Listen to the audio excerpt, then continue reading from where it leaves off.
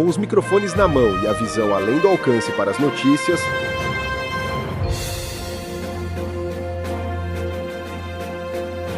os debates nunca dormem na metrópole cultural.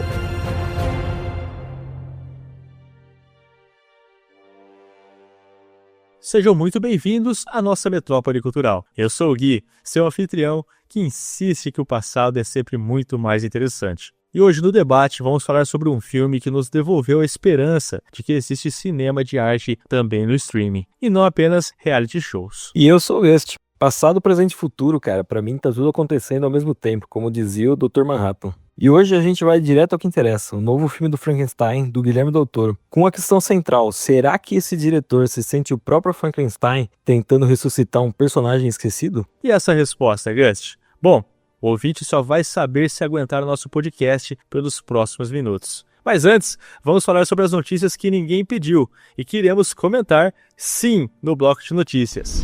É isso aí, e hoje a gente vai comentar, que após muitas especulações e adiamentos, o game Terminator 2D No Fate finalmente vai ser lançado aí em dezembro. E mais uma, a Netflix confirmou a produção da série animada do Crash Bandicoot. Cara, não basta adaptar jogos para o cinema. Então o stream pensou, bom, precisamos transformar cada mascote de games também em desenho animado, não é mesmo? E ao que parece, o trailer de Vingadores Doomsday deve sair no cinema junto com Avatar Fogo e Cinzas, também no mês que vem. E a série de Jimmy Olsen ganha previsão para as filmagens. A DC está tão desesperada por conteúdo que sim, decidiu focar em um documentário de true crime fictício.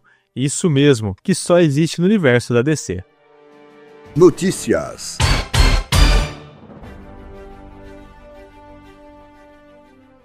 A Netflix confirmou a produção de uma série animada baseada no Crash Bandicoot. A série está sendo desenvolvida pela Windbrine Studios. Ainda não há detalhes sobre a data da estreia, enredo ou também elenco, Gust. Cara, pior que pode ser bom, hein? O estranho é que não tenha saído nenhum desenho animado dele até hoje, na real. É um personagem divertido, carismático e tem tudo pra ser um bom momento aí pros pais millennials apresentarem seu mascote favorito da Sony pras crianças.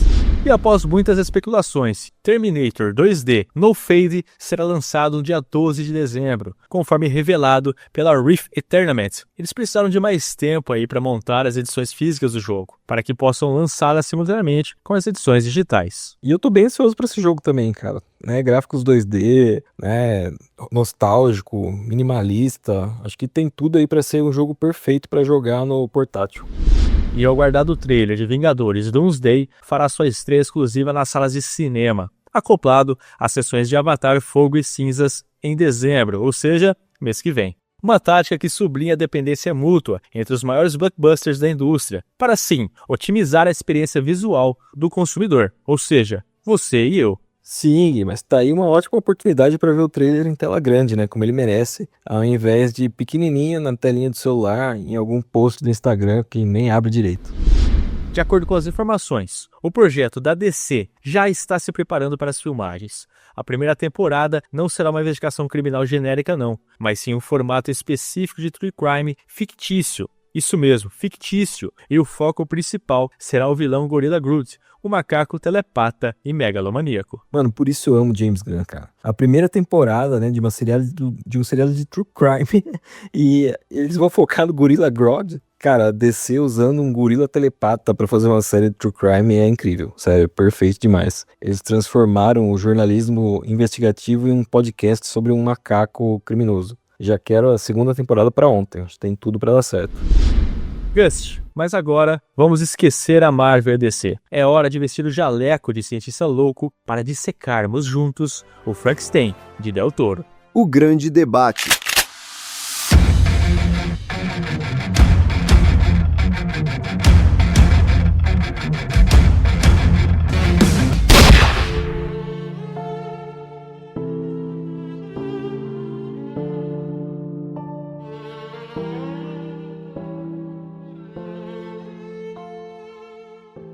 Vamos para mais um debate. Sim, aqui na nossa metrópole cultural. E hoje, caros amantes da alta cultura, ou do que a Netflix nos permite chamar de cultura hoje em dia, não é mesmo?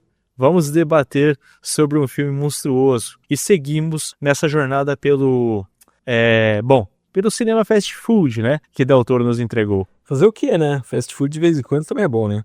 E hoje vamos falar aí sobre a única coisa que chegou nos streamings que realmente importa, né? Que realmente foi legal e bacana antes que chegue aí a nova temporada de Stranger Things, que é o Frankenstein de Guilherme Del Toro. Del Toro aí no auge, ou o que sobrou dele, né? O que sobrou dele?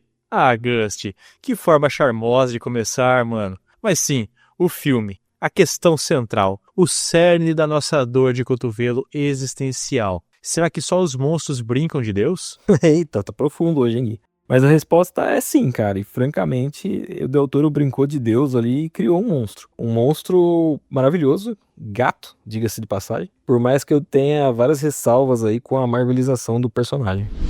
Cara, eu gostei. Eu adorei. E digo mais, mano. Del Toro, em sua fase madura, finalmente entendeu que a melancolia gótica é eterna. Esse Frankenstein é a redenção de tudo que ele tentou fazer em A Colina Escarlate. E só conseguiu entregar um papel de parede bonito. Aqui, ele tem peso, ele tem alma. Melancolia Gótica, um bom nome aí pra banda emo. Mas eu admito que eu curti o filme, cara. É bem interessante mesmo. Cara, a criatura de Jacob Elord é visceral. Então, os meus problemas com o filme, na real, começam por aí. O monstro é bonito demais, cara. O Elord é a criatura mais bonita que já saiu de uma mesa de laboratório. Ele pegou ali braços de soldados e o rosto de um modelo, porra. Então é meio estranho. Tanto que quando param pra atirar nele no filme, não faz nem sentido, cara. Porque dá pra ver claramente que é um homem e não um monstro. Mas ok. Enfim, voltando ao ponto, né? Se o Del Toro é tão maduro agora, por que ele ainda continua fazendo, né, releituras como o Pinóquio, que ele fez antes, né, pra Netflix também, e agora Frankenstein? Será que ele tá sem ideias novas? Ou ele tá só agradando aí o Guilherminho de 10 anos de idade? O originalista ataca novamente. Ele está honrando o legado, Gust. É um ciclo. É como se o Labirinto do Fauno fosse a tese e esse Frankenstein fosse a pós-graduação, mano.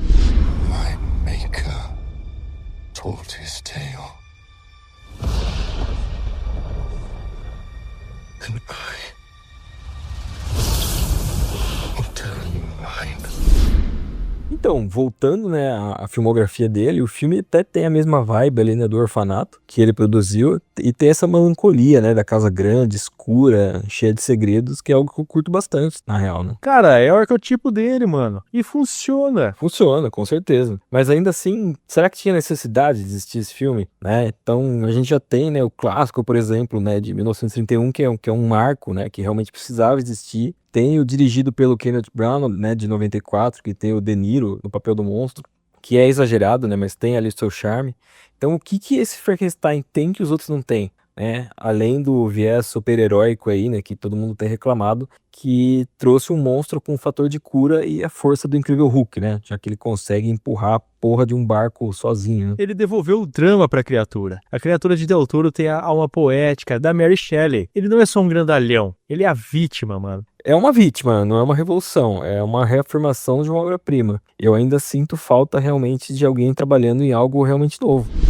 Ok, então vamos falar do triângulo de atores. Mia Goth, Oscar Isaac e Jacob Elord. Mia seria perfeita como Elizabeth se não fosse pelo desperdício dela no roteiro do filme, não é verdade? A sua conexão com o Victor não é tão interessante. E também parece que sua admiração pelo monstro não tem muito desenvolvimento. Mas ainda assim, ela traz aquela inocência perturbada, né, mano? Aquele toque misterioso. Seria perfeita é a Mia Goth, cara. Ela interpreta, inclusive, também a mãe do Victor, né? Caso alguém não tenha notado aí no filme, ela faz duas personagens. Só que acho que uma tem sobrancelha, então fica difícil de ver que é ela. Bem isso.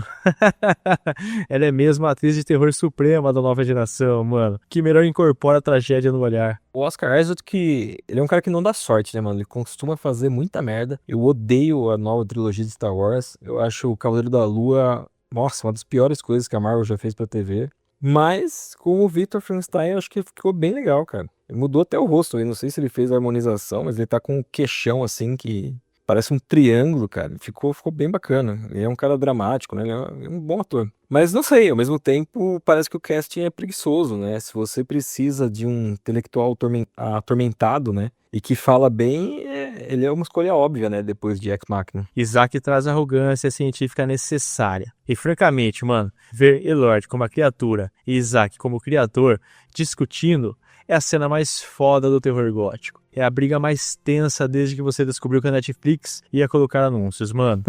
Pois é, Gui, é isso aí. Mas falando sério, o Elord, ele tá realmente reconhecível, né? Del Toro pegou o gostosão aí mais popular, né, do seriado Euforia, cobriu ele com maquiagem e látex e ainda trouxe milhares de pessoas pra ver o filme. Exato. E você tem a juventude de Elord coberta por essa abominação. Mas a alma dele é a mais pura. Sim, é a crítica à superficialidade, mano. My maker told his tale.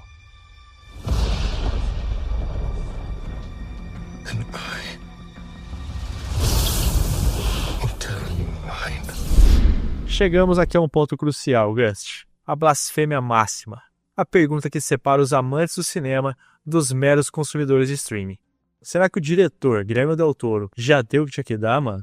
Eu digo, sem pestanejar, que não. Esse Frankenstein é a prova de que ele evoluiu para a maturidade.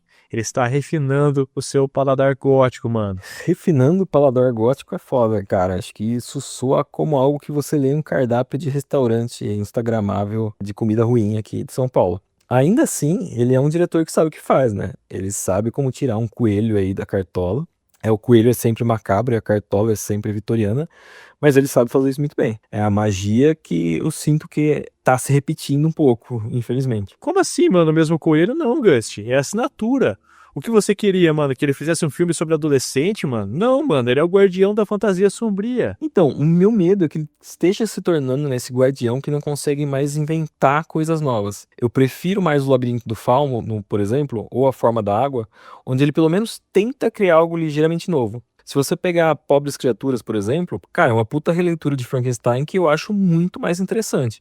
É muito mais original. Né? E qual que vai ser o próximo passo do Del Toro? Reciclar, sei lá, Pequena Sereia em stop motion? Não, cara, pô, tenta pensar numa ideia realmente original, saca? É uma fase, Gust.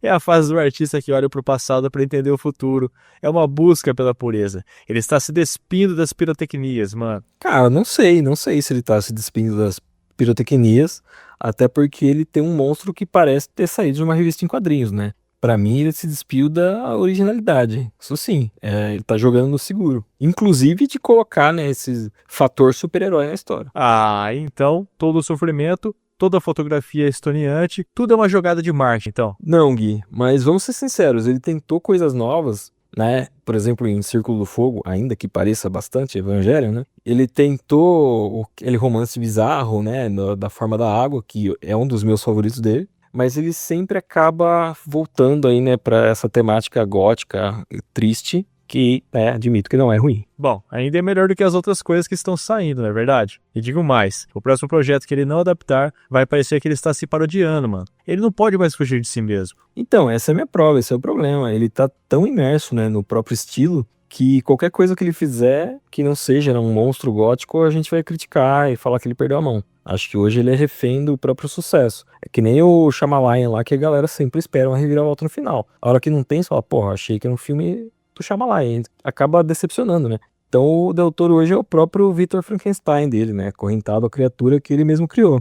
Que é esse estilo dele de fazer monstrinhos de um jeito legal. Bom, e eu sou espectador feliz que assiste essa tragédia, mano. Se ser refém do próprio estilo significa entregar obras-primas como essa, como Frankenstein, então que ele seja acorrentado eternamente, mano. Bom, que seja então, mas que pelo menos ele tente inventar algo novo. Né? Chega, gente, chega de releitura, chega de reboot, chega de remake, vamos fazer alguma coisa nova. É legal ter os monstros clássicos voltando, né? Tem o novo Nosferatu, por exemplo, tem o lobisomem novo saindo. Puta, é legal. Mas eu queria coisas novas. Então, depois desse debate, eu vou aqui reassistir o Labirinto do Fauno pra lembrar do Del Toro dos bons velhos tempos. My maker told his tale. And I will tell you mine. Cara, mas deixa eu te falar uma coisa, vai. Eu tenho uma teoria que deixa o filme 1000 vezes melhor. Ou não. Mas eu gostei de ter pensado nisso. Cara, e se o Victor não conseguiu criar o monstro usando só ciência e medicina? Ah, meu Deus. Lá vem você e suas viagens interdimensionais, mano. E se o experimento realmente não deu certo, cara? Tipo, lembra que na hora da tempestade e tal, as antenas que ele tá montando lá no topo do castelo estão quebradas e parece que a máquina não ligou direito? Parece que ela não chega nem a carregar direito aquelas torres de energia. Eu tenho a teoria de que o experimento não deu certo. Mas, como o Victor tava brincando de Deus, né, acabou rolando até um sacrifício humano na hora ali, né, ainda que involuntário, do sogro do irmão dele, né, que morre lá no telhado, né, ele escorrega, acaba caindo, estourando a cabeça. Eu gosto de pensar, cara, que sem querer, ele acabou invocando esse monstro direto do inferno. Uau! Então o Dr. Frankenstein não é um cientista. Então ele é um necromante desorganizado. Essa teoria transforma um drama gótico em um episódio de Supernatural, então. É sério, cara, pensa comigo. Várias vezes fica aparecendo aquele anjo vermelho, tá ligado? Que no final, quando tira a máscara, tem uma caveira por baixo, mostrando que não tinha nada de santo ali. O monstro acaba só trazendo desgraça, né? E isso acabaria explicando até a super força e o fator de cura. Coisas que não fariam sentido nenhum caso o monstro fosse só um amontoado ali, né, de cadáveres costurados, né? Eu gosto de pensar que o Del Toro chegou nessa conclusão também. Cara, isso faz tanto sentido quanto um monstro costurado com peças de cadáver ter um bom plano de previdência, mano. Fora que o fator de cura do inferno não deve estar nos registros do Conselho de Medicina, não, mano. Agora, parece que você pulou a parte da aula de biologia e foi direto pra mitologia nórdica, não é mesmo? Cara, pra mim é a explicação perfeita. Eu gosto muito de pensar que o Del Toro criou esse Frankenstein vindo direto do inferno, porque inclusive seria, né, a originalidade aí, né, algo novo, um frescor que a gente não viu nos filmes anteriores, né, e isso explicaria, cara, porque o monstro se regenera, né, porque não faz sentido nenhum, né, um cadáver ali recortado e remendado se regenerar, cara. Agora, se ele fosse uma cria do inferno, beleza, aí faz sentido, entendeu? Inclusive, cara, esse conceito, né, de porta do inferno é a nova explicação pro Hulk nos quadrinhos, né? Ao invés da radiação gama ser algo que simplesmente mudou o corpo do Bruce, eles estão falando aí, né, que a radiação abriu esse portal pro verde, se não me engano, não sei o nome que eles estão dando, mas que acaba trazendo não só o Banner, não só o Hulk, né, mas outros monstros de lá, né, como o Abominável, etc. Então, cara, o Del Toro a gente sabe que curte quadrinhos, né, que acompanha a Marvel. Eu não acho difícil que ele tenha usado essa fase do Hulk como inspiração para a história do filme. E adiciona uma camada aí de algo novo, né, de originalidade que eu gosto bastante. Hulk! Smash! Não sei o que você estava usando enquanto assistia esse filme, mano, mas admito que é uma boa teoria. Para um reboot de baixo orçamento, né, claro, que você vai dirigir usando um Hulk deformado. Cara, pra mim, inclusive, não é teoria. Eu já considero realidade. E um dia o Del Toro vai admitir e todo mundo vai ver que eu tô certo. Que esse episódio sirva de prova aí pra mostrar que eu sempre tive razão. Se você concorda comigo, inclusive, deixa aí nos comentários. Tá bom, mano, tá bom. Ai, cara, vamos seguir antes que você encontre a ligação de Frankenstein com a teoria de conspiração da morte de Elvis Presley, não é mesmo?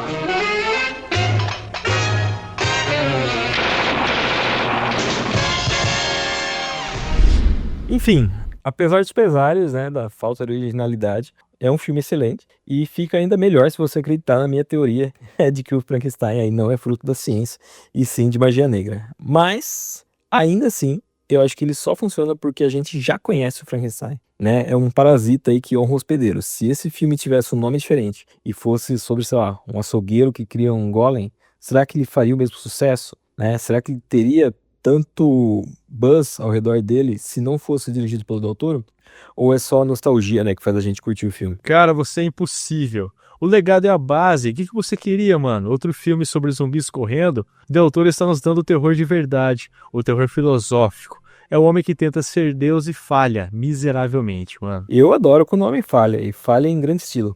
Mas a minha questão é, será que o Del Toro não tá virando, né, esse próprio Frankenstein, utilizando peças aí de filmes anteriores, como a estética gótica, né, de Colina Escarlate, a melancolia do Labirinto do Fauno, para criar algo que parece novo, mas que não deixa de ser só uma colagem do passado? E qual que é o problema de um artista ter um estilo reconhecível, mano? Você critica Stanley Kubrick por sempre ter a câmera baixa e o ângulo perfeito? Você critica Wes Anderson pelo enquadramento? Não, mano, você chama de estilo. Que profundo, Gui. Mas agora a pergunta que fica no ar é: qual vai ser o próximo clássico que o Del Toro vai adaptar, deixando ele com a carinha dele e garantindo que tenha pelo menos um Oscar Isaac aí para justificar o orçamento? Então, isso é assunto para as redes sociais da nossa metrópole cultural, não é mesmo? Fechado, Gui. E afinal, qual é o verdadeiro monstro que o Del Toro criou aqui? A criatura ou a expectativa que ele não pode errar? Ah, Gust, a expectativa? Sem sombra de dúvidas, mano. My maker told his tale. And I will tell you mine. E encerramos mais um episódio dentro da nossa metrópole cultural. Se você riu ou se ofendeu, bom, nosso objetivo foi cumprido. Nos sigam, nos curtam, vejam o filme e falem nos comentários, galera. Minha teoria, será que é tão maluca assim? Decidam então por conta própria se Del Toro ainda é o criador ou se ele ainda se tornou a própria criatura, preso em um ciclo gótico. Tchau, tchau, galera. Não se esqueçam, não tentem criar vida em casa. É isso mesmo, Gust. E bom, deixem seus monstros internos dentro do armário. Voltamos na semana que vem com um novo debate. Um debate sobre um dos grandes clássicos dos quadrinhos de todos os tempos. Sim, a morte do Superman. Isso, sem dúvida, com o Metrópole Cultural, temos que falar de Superman. E ainda não falamos, mas vamos falar aqui na semana que vem. Tchau!